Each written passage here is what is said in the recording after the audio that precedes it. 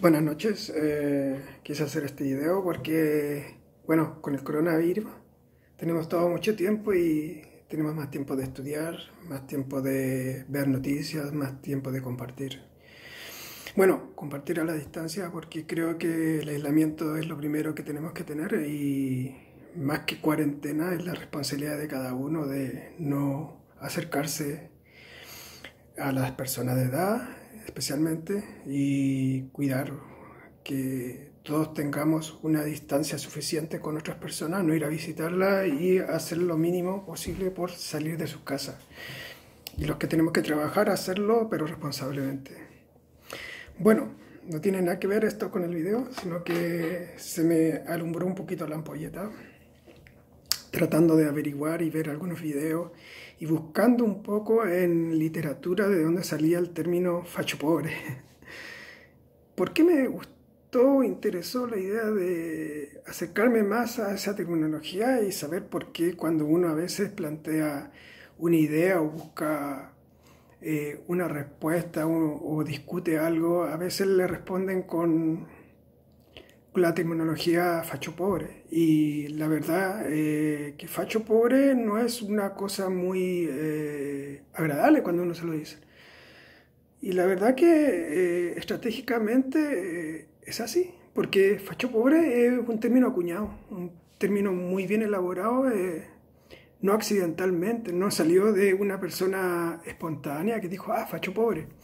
Facho pobre es una construcción de dos componentes, facho y pobre. Pero para ir a la terminología y empezar un poquito a entenderlo, hay que empezar yéndose a las raíces del fascismo. Bueno, fascismo es una corriente que nació pensando en la modernidad de una sociedad para crear un desarrollo a través de la tecnología y la ciencia.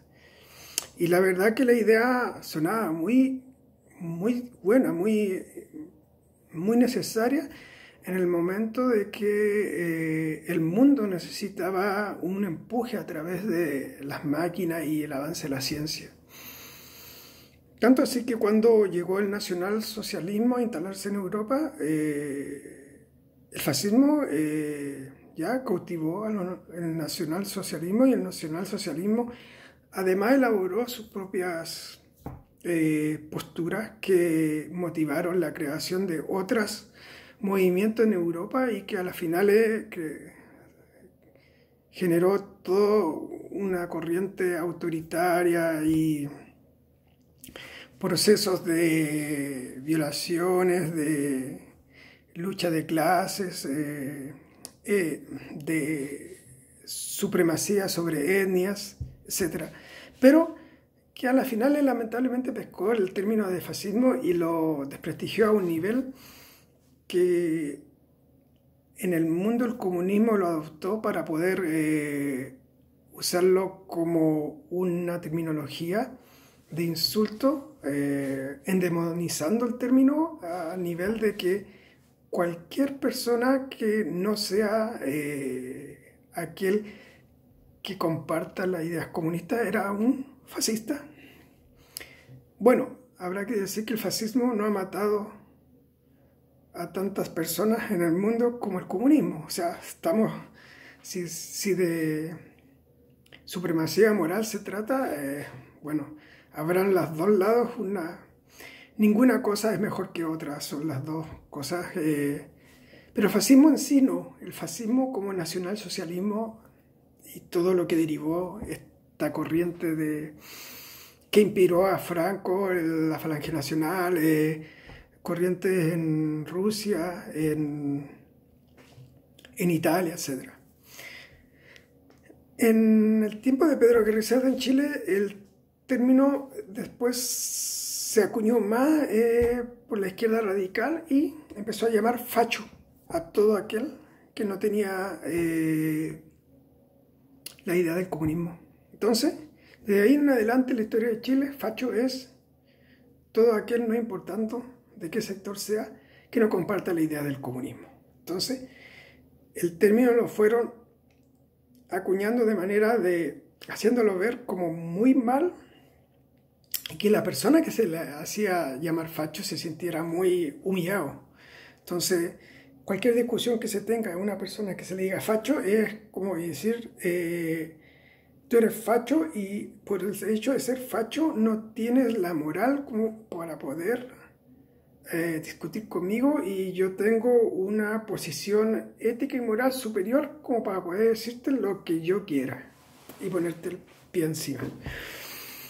Fue una estrategia de la izquierda más radical que después a través de los años fue profundizándose a tal nivel que facho es horrible que le digan facho, ¿eh? No solamente el facho era en el tiempo de Pinochet, ya existía muchas décadas en Chile, pero cuando llegó el tiempo de Michelle Bachelet,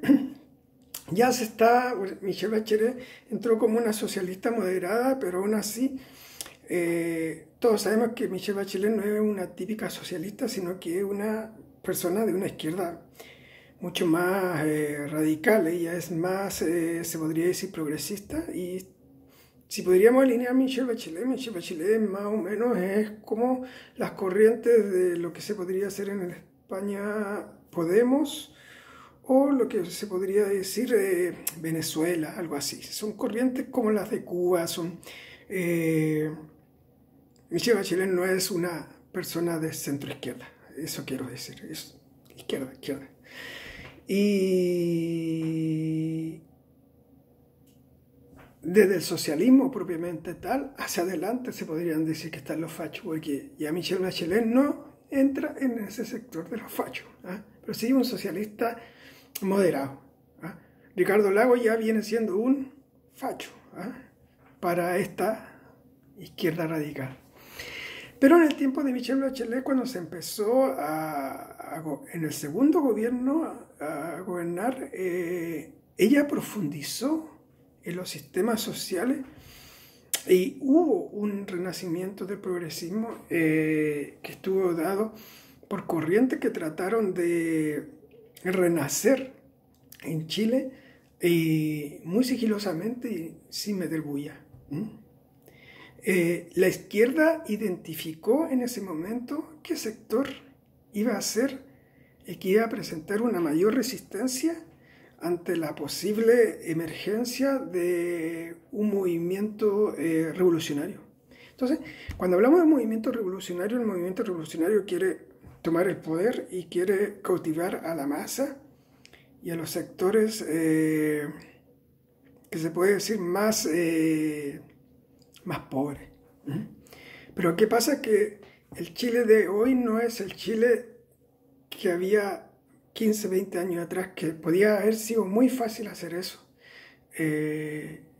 La izquierda radical identificó una clase que no es media, es una clase un poco más baja que la media, pero está por sobre de la clase pobre. Y ese sector es un sector que emerge con gran fuerza en el país y que puede decidir incluso una elección, ¿ya? Tanto así que es este sector el que le dice a Piñera el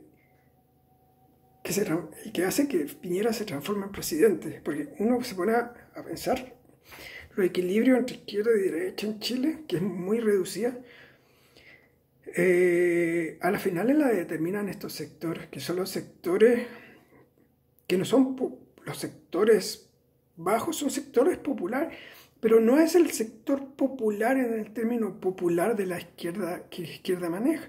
Es un sector que viene de los sectores marginales de hace mucho tiempo, de padres que se esforzaron mucho para darle educación a su hijo, que tuvieron que pagar educación, que tuvieron que esforzarse, que no eran gente que estaba acomodada, que estaba en situación de confort, pero que lograron salir adelante por una movilidad social que se dio en el país, y que son sectores que aprendieron que para llegar más allá hay que tener un esfuerzo. Entonces, ese sector que ha logrado dar un paso más adelante valora las condiciones de esfuerzo y valora la competitividad, porque sabe que si no hubiera sido así, no hubieran logrado ese paso más adelante. Es un sector que cree en la economía abierta, es un sector que cree en la competitividad, es un sector que cree en la liberalización y, por no decirle, es un sector que cree que tiene que haber un poco de capitalismo para progresar. Ese sector, que es un sector enorme en la población chilena, es el mismo sector que no estuve de acuerdo con las protestas que se hicieran destruyendo el país. Si bien hubo 1.600.000 personas que salieron a la calle, uno dice, oh, 1.600.000, pero en Chile la población adulta es mucho más que 1.600.000 personas. Y ese grupo de personas son personas que con sus padres han construido el país que nosotros conocimos antes que se destruyera.